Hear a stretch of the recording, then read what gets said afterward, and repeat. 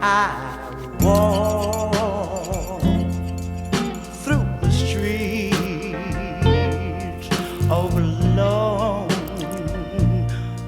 loneliness. I'll be looking for the lady of my dream. Oh yes, I will. There's only one way, yeah, that I'll know her. Yo, what's up guys, welcome back to the channel. Hope you guys enjoyed the little intro video that we did with my girlfriend making banana bread. It was super simple, wanted to be like a super cool homey vibe. Added some vintage tracks to the background, and yeah, sort of take you through that process of what really happens behind the scenes of getting a super delicious loaf of banana bread. So I just wanted to make a little lighting breakdown video explaining how I lit this, why I lit it this way, and just to sort of take you through my thought process on when I'm going through something like this, recording something super unplanned, running gun. And yeah, before we get started, disclaimer, by no means am I a professional lighting person / cinematographer. I am still learning. I'm just trying to figure out what works best in certain situations, and I just thought that this would be a really good learning experience that we could go through together. So without getting too off track with my rambling, let's get into it. So moving into the first frame of the video, composition wise, it's super simple. We just got Jizel center frame with sort of the table having some leading lines, drawing some attention towards Jizel here in the center of the frame. As far as lighting goes, super simple as well. We only have one light throughout this whole thing, which is the Nanlite Forza 500, along with some diffusion, the Aperture Light Dome 2, and a window light. So with those two lights, we actually lit this whole video. So moving on, for this frame here in particular, we actually didn't have any diffusion on top of the Forza 500 for this shot. What we ended up doing, because of the little space we had, we ended up kind of just like shining the Forza 500 at 40% with no diffusion onto the ceiling here. And what this did was it kind of reflected the light off of the ceiling and allowed it to bounce back onto Jizel's head here. Now, not only did it just light the back of her head, but it also gave some reflection off of the table and let it hit and fill the negative sides of her body and her face.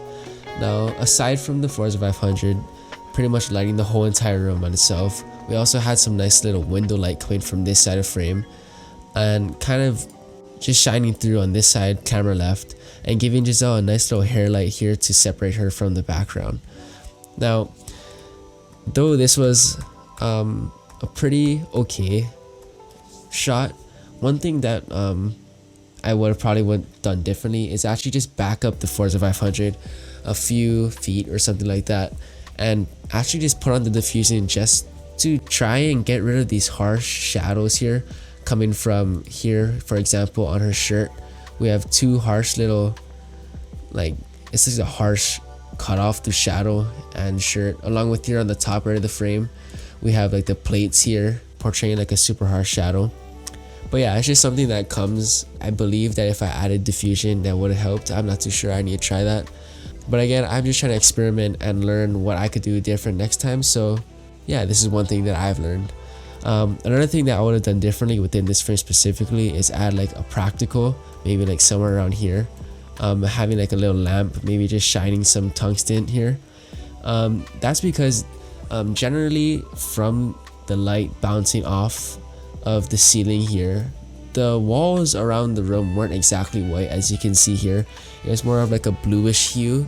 So from reflecting light off of these walls, it naturally came off a cooler bluish hue. So having a tungsten light here would not only create contrast between light and dark, but it would also create contrast between warm and cool light. So yeah, one thing to keep in mind, contrast ratio between color and light. So moving on to the second frame, what we did was I actually cut from a wide to sort of a medium shot and kind of punch into the details of what she was doing. So here we have her sifting this mixture, and along with exposing this window light here. Back in the first frame we had that hair light, that was coming through from this window light here. So second shot, I actually decided to expose for window and with NDs stop down so that this was not overexposed. And from the Forza 500, which was planted here with a set of diffusion, it also helped wrap the light sort of around the face of Jizel, creating like a nice roll off, super soft lighting. So what also helped here was these cabinets here in the back of her. Due to them being black and darker, it actually cut out a lot of light that was coming through from this window and created like a negative fill, so that her and the back of her head had a nice little contrast here from the light side of her face. But yeah, besides that, super simple lighting. And yeah, again, I wish I put a practical somewhere around here, creating a nice contrast between this super cool light and having some contrast between tungsten or a warmer light. So moving up from frame 2 to frame 3, one thing I wanted to emphasize here was the contrast between the dark side of the image and the light side of the image. So again, using the same lighting as last frame, which is window as motivating light, along with the Forza 500 here off frame, and helping wrap light around Jizel's face to make a soft key light that will look really flattering on top of skin. Now for the negative side of things, where the image is super dark, the way I did this was I added a little negative here. I'm not sure what kind of material we used for this one, but I'm pretty sure it's just like a black blanket that we used. But yeah, I was just laying around Jizel's house, and we ended up posting it up here on the camera right of her, creating like this negative dark shade here on this side of her face. So what that does is it creates a nice contrast from the dark side and the light side of her face, and in the end creating a lot of depth within the image. So again, one thing I wish I would have done is added a practical in the back. Therefore it would have created some tungsten hues throughout the image to really add more color depth. But yeah, so moving on to the last and final frame that we have here, that I'm going to break down today, is a nice close-up / medium of Jizel cutting the banana bread. Now for this lighting setup, it was pretty much the same thing except for one key thing. So again, we had window light shining through on camera left, along with the Nanolite Forza 500.